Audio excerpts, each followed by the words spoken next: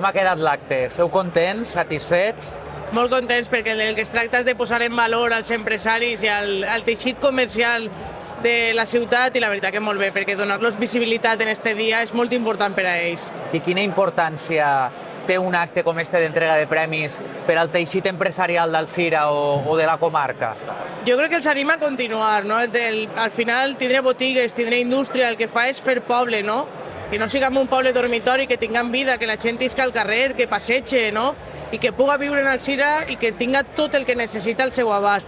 Per això és importantíssim reconèixer aquestes empreses que de vegades porten molts anys però ningú els ha donat ningú reconeixement, que passen de pares a fills. Això és molt complicat, no? Perquè hem viscut èpoques molt difícils. Ja no parle de la Pantanada o de Riguaes, no? Que així en Alzira és...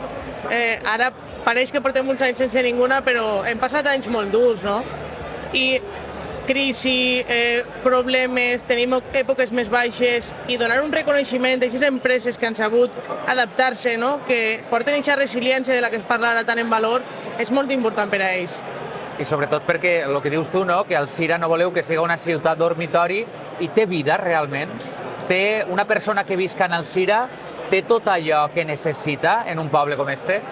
Jo crec que tenim pràcticament de tot. El problema és que ens hem acostumat molt a comprar per internet, que també està bé, però pots comprar d'aquesta manera també en el comerç local, no? Al final el comerç local dona aquesta proximitat, que és un punt, jo crec que clau en aquesta relació, i tenim botigues que tu coneixes al botiguer, el crides, li envies un WhatsApp i pots fer aquesta mateixa feina, no? Però en una botiga de barri.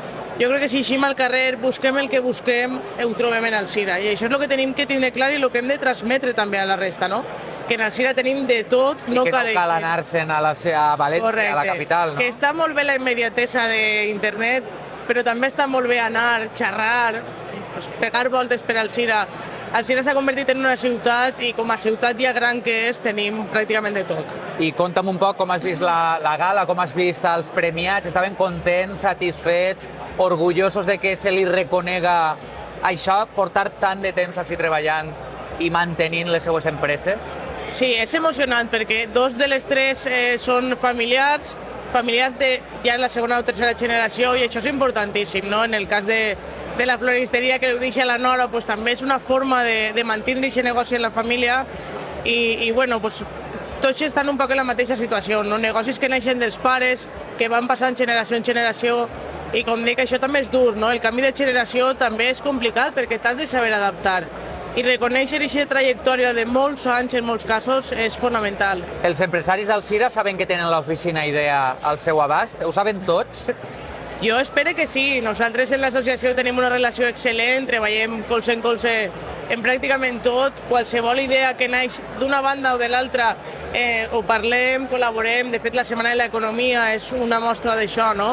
Del treball conjunt, públic o privat, i que és molt bé, no? Perquè tenim clar que l'objectiu és comú, ells arriben on nosaltres no podem i nosaltres arribem on ells no poden, no? I això és la clau de l'èxit. Gemma Alòs, moltíssimes gràcies, molt amable. A tu, gràcies.